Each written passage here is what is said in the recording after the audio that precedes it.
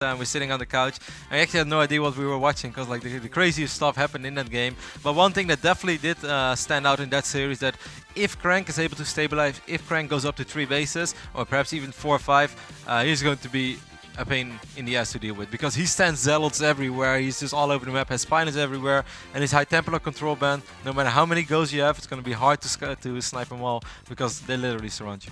Crank definitely gets better and better as the game goes longer and longer. We sat down with Crank to talk about his journey to the WCS finals. Here's what he had to say. Alive.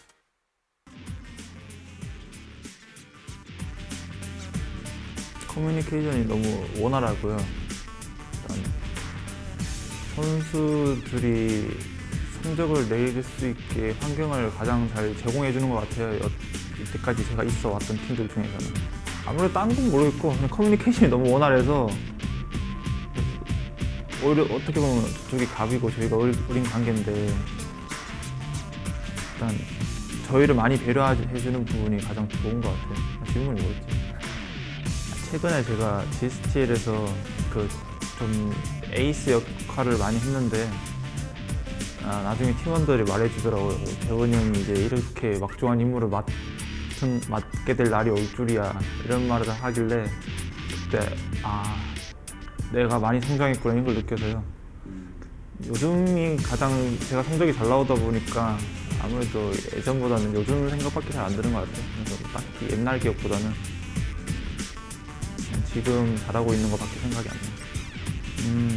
일단 팀도 바뀌고 좀 대표하는 선수로 되다 보니까 뭐 다른 것보다는 성적이 일단 우선시 돼야 되는 게 가장 큰 것 같아서요. 그런 식으로 생각이 많아지다 보니까 그게 성적으로 나타나는 것 같아요. 준식형이 아무래도 제일 까다롭지 않나. 같은 팀원이고 같은 투수다 보니까 공유하는 것도 많고 생각도 많이 알거든요. 솔직히 뭐 다른 선수들이 무서운 건 전혀 없고요. 그냥 팀원이고 프로토스라서. 그 WCS가 출범 당시에 저희 팀 선수 중에서 동원이 빼고는 다 코드 B였어요. 근데 이제 실력이 올라오는 단계인데 예선은 그 누구도 예측하지 못할 정도로 좀 힘들잖아요.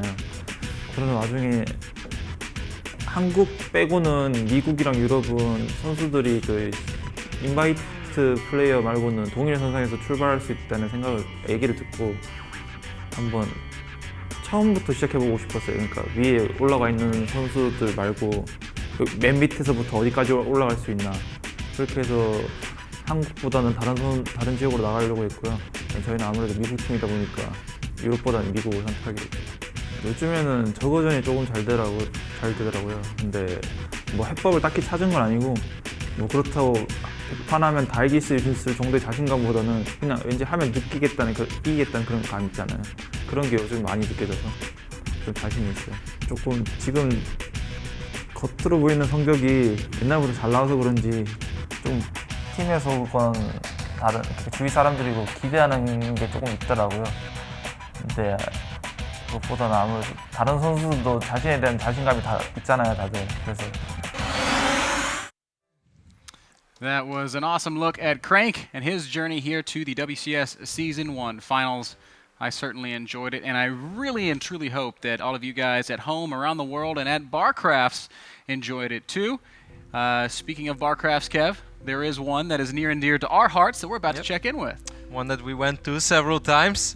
We always get, we gather the amount of calories when we go there. We are not good at controlling ourselves. We love wings, we love beer, and we love, cheesecakes as well. And all that kind of stuff. But it's a fantastic place, and we always have a lot of fun when we go there. That is, of course, the Irvine BarCraft in Southern California. How's it going, guys? Good!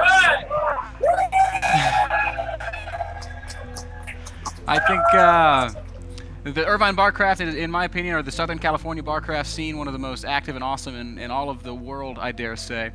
Who are you cheering for today to take home the big prize?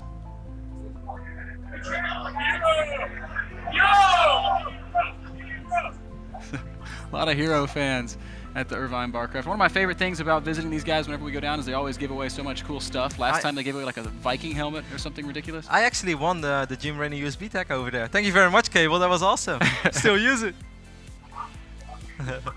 Always for everybody. Always and for everybody. So awesome to hear from you guys at the Irvine Barcraft. We're going to go ahead and say goodbye, but thanks for checking in with us. If you're at a Barcraft somewhere around the world, let us know about it. Tweet at us, hashtag WCSNA, at Mr. Bitter TV, at Rotterdam08, at Axel Toss and Axelav as well.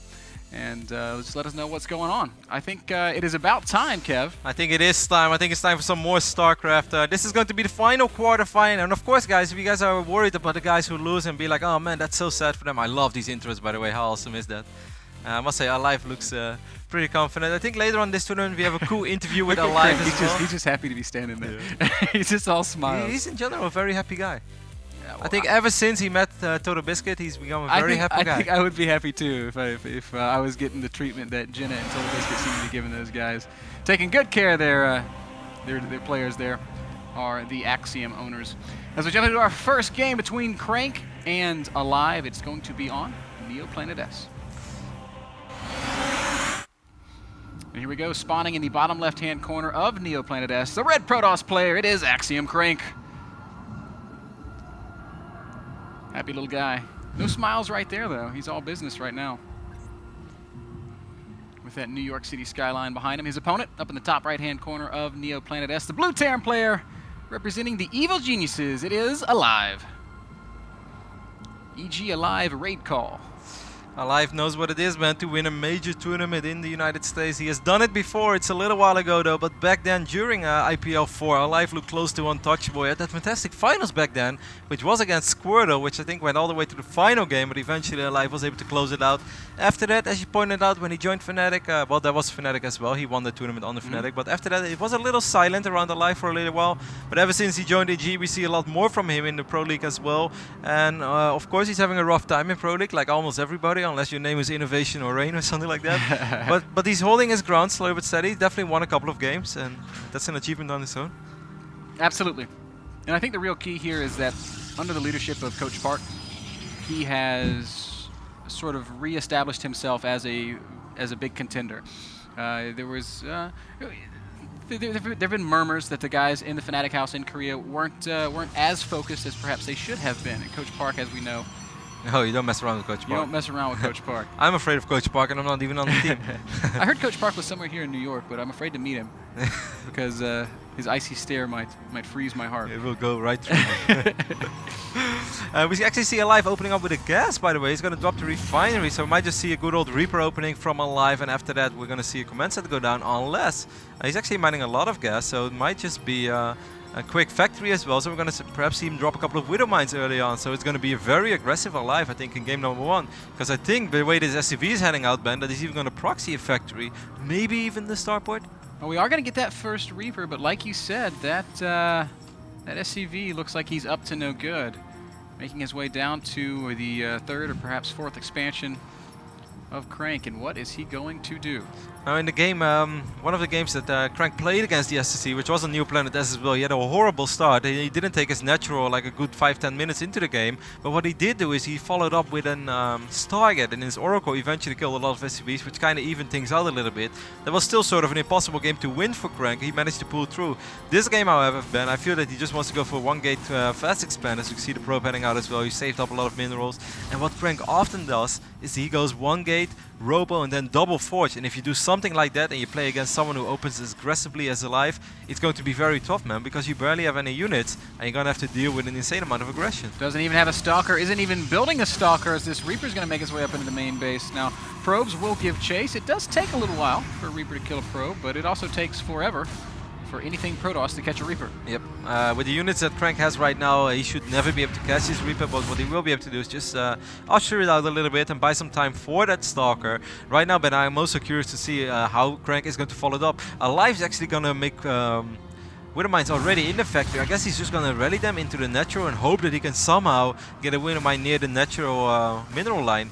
Perhaps way before there's ever some sort of detection. That could be very annoying already for Crank. Well, Robo still isn't down, so it is going to be a very long time before detection becomes a possibility. Oh, Reaper might be trapped! But the Reaper is doing this so well because he's keeping units away from the ramp band, which means that this Widow Mine is able to sneak in. Oh my god, Alive is doing this really well. This is sick. This is absolutely extremely well done by Alive, and this Widow Mine alone. Oh my god! Immediately the Widow Mine blows up 6 probes. Well, that definitely paid for itself. And we can, of course, expect to see more mines rallied over into the natural. A terrible spot to be in if you are Crank. He's getting a forge, so he's going to be relying on cannons for his detection. Here comes that other Widow Mine, and the units this time are sort of in position. Oh my goodness! What's going to blow up? Something's going to blow up.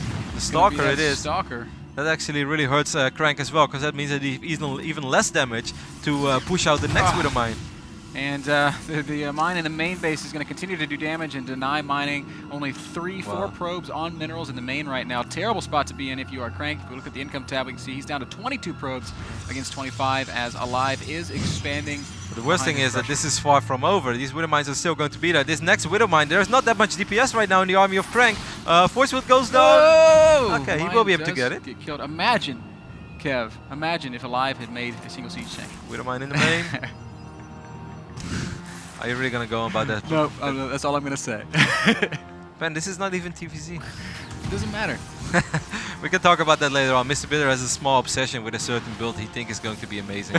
Now, every now and then, Mr. Bitter is sort of ahead of the meta, because I like to make fun of him, but he's been right a couple of times in the past. But this time, Ben, I don't think you're right. Photon Overcharge is casted, though. Oh, really cute, really cute. Using the Marine to tank damage while the Widow Mine gets away. Oh, the next Widow Mine. Wow, that's actually super well done by Alive. Burrowing that one Widow Mine to keep the other one alive.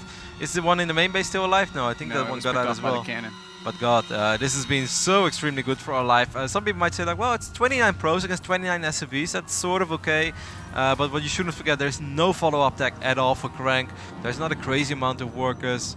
He lost a lot. He lost a lot of mining time as well. So the first real push for Alive, the moment when those medevacs will enter the fray as well, and we're gonna see Stim being ready and Guardian Shield being, or Combat Shield being ready. It's going to be very rough for Crank to defend both spots. Yeah, this is not going to get any easier for Crank as Alive is continuing to stay out on the map, doing a little work, trying to find openings and just shoring up his already strong position. Where is that star? Okay, Starport is just now starting, so he will have medevacs very, very soon.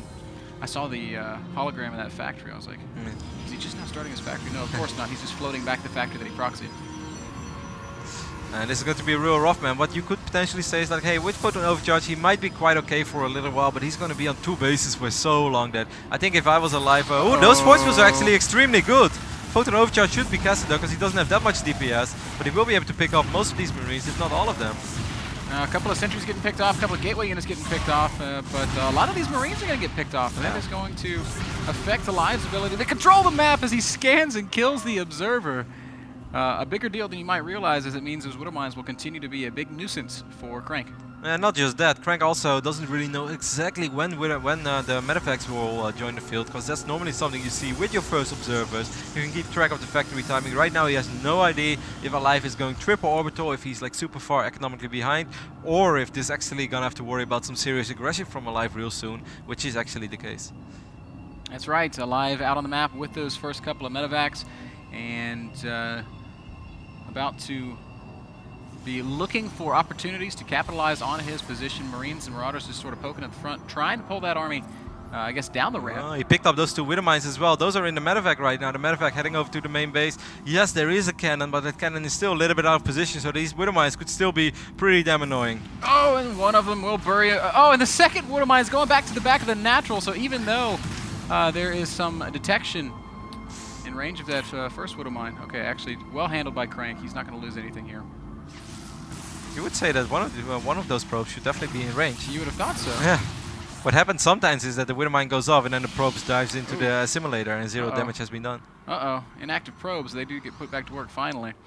As Alive keeps marching units across the map. It looks like he might just try to walk in here and do something, Kev. Force fields are going to be really important. He needs to buy a little bit of time as well for Photon Overcharge. The Mothership Core right now has 92 energy. The Nexus is taking some serious damage already. There's just no way that Alive can fight this right now without Photon Overcharge. And even with, he needs to buy a little bit of time for the Colossus. This is looking so rough for the Axiom Protoss player. Oh, it's a terrible position as... oh no, the Bio's just going to run right up the ramp. There's nothing there to stop him.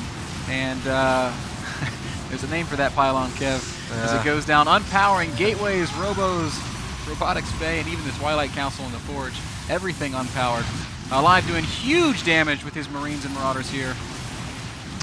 Just picking up most of the things. They're going to pick up that pylon once more, and GG is called. Alive wins game number 1. Very, very convincing. That proxy factory, man, if you don't scout that kind of stuff, it can get really rough. And I kind of wonder if it was the correct decision to try to counter that with a Forge, or if you should have just tried to get a Robo out.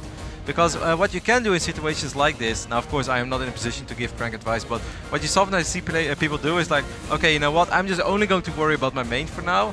I'm not going to try to saturate my natural, so I only have to defend one position. The Withermine should not be able to run up the ramp after that first Withermine got cleared out. And after that he might have been sort of okay and have a few more probes than he would have had right now in this scenario. But Alive did that so well, and the key move in this game, in his very first game, was that Reaper. The Reaper that forced the Mothership Core and that forced the Zealot to be on the south side of that Nexus, which allowed that Withermine to sneak up the ramp. That's such a small little play that made such a huge difference. Alive left no doubt in anybody's mind, outplaying Crank there in game number 1. We're going to take a short break. We will be right back with lots more StarCraft 2 from the WCS America Season 1 Finals.